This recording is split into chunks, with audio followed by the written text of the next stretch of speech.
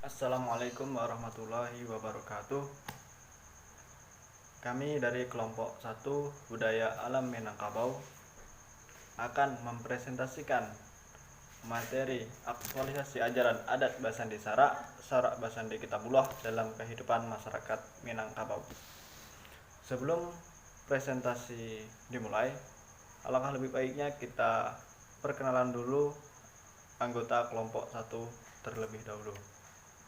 Yang pertama ada Sofira Salsabila, selanjutnya Hayati Anugraha, selanjutnya Nur Annisa, selanjutnya Nindi Safitri, dan selanjutnya Maisafrizil, dan saya sendiri Wira Budi Subakti.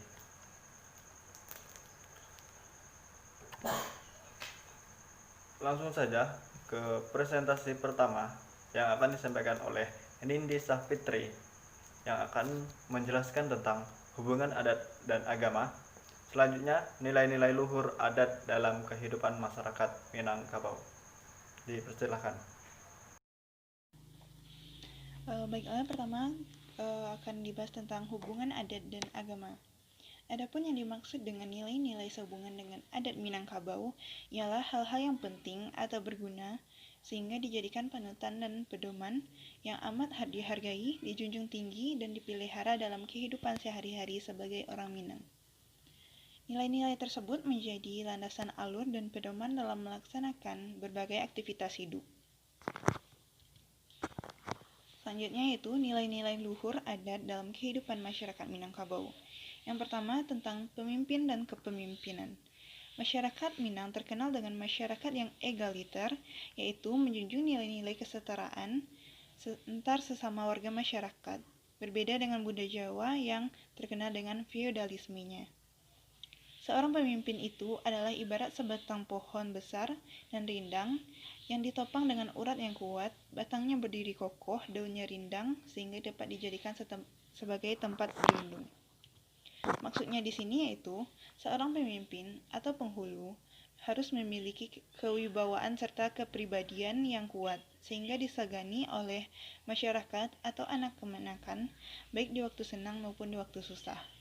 Namun, di sisi lain, hanya didahulukan selangkah, ditinggikan seranting. Oleh karena itu, ia tidak boleh merasa besar dan menang sendiri. Seorang pemimpin harus memiliki tingkat kesabaran yang tinggi, berjiwa besar, dan harus tahan kritik.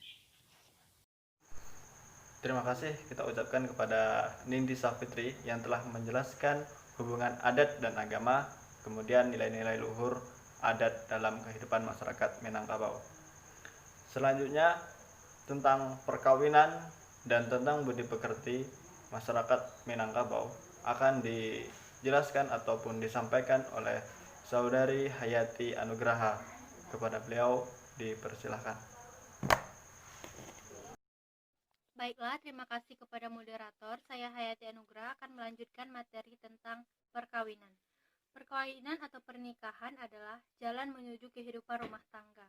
Sedangkan rumah tangga merupakan sel terkecil dalam masyarakat dan merupakan cikal bakal untuk terbentuknya masyarakat. Bangsa yang baik terdiri dari masyarakat yang baik, sedangkan masyarakat yang baik berasal dari keluarga atau rumah tangga yang baik. Berkaitan dengan aturan dalam perkawinan, orang Minang sudah memiliki nilai-nilai yang amat luhur, seperti tertuang dalam pepatah, siriah bajunjuang ayam baindua, sigai mencari anau, anau tato sigai baranja. Maksudnya, seorang perempuan harus memiliki junjungan, yaitu suaminya. Tidak rancak dipandang adat jika ia hidup sendirian tanpa suami, karena akan menjadi sumber gunjingan atau fitnah. Dalam mencari jodoh, seorang perempuan atau gadis tidak boleh terlalu agresif, guna menjaga harkat dan martabatnya. Selanjutnya yaitu tentang budi pekerti. Budi pekerti dapat berperan sebagai perekat hubungan dalam pergaulan masyarakat dan sebagai penangkal terjadinya pertengkaran yang dapat merusak ukhuwah dan kerukunan hidup dalam keluarga dan kaum famili atau masyarakat. Pandangan orang Minang terhadap budi pekerti sangatlah tinggi, seperti tertuang dalam pepatah, nan Kuria ialah kundi, nan merah ialah sago, nan baia ialah budi, nan indah ialah baso. Seseorang apabila tidak mempunyai budi pekerti akan mengalami kesulitan di mana ia tinggal, bahkan akan menjadi sasaran kebencian dalam masyarakat. Seperti tertuang di dalam pantun, dek ribui rabalah padi, kacupak datuo tumangguang, idui ko indah babudi, duduk tagak kamari tangguang. Sekian dari Terima kasih kita ucapkan kepada Hayati Anugraha yang telah menjelaskan tentang perkawinan dan budi pekerti masyarakat Minangkabau. Selanjutnya ke gotong royongan masyarakat Minangkabau dan perbenturan adat dan Islam yang akan disampaikan oleh Nur Anissa. Kepadanya dipersilahkan. Baiklah, terima kasih moderator. Saya Nur Anissa NIM 19006028 akan sedikit menjelaskan tentang gotong royongan. Orang Minangkabau yang terkenal dengan semangat gotong royongnya yang kuat, misalnya dalam mewujudkan tujuan bersama seperti turun ke banda, berburu babi, turun ke sawah, dan sampai memanen padi dengan tradisi Manyarayo, sampai kepada acara perhelatan perkawinan.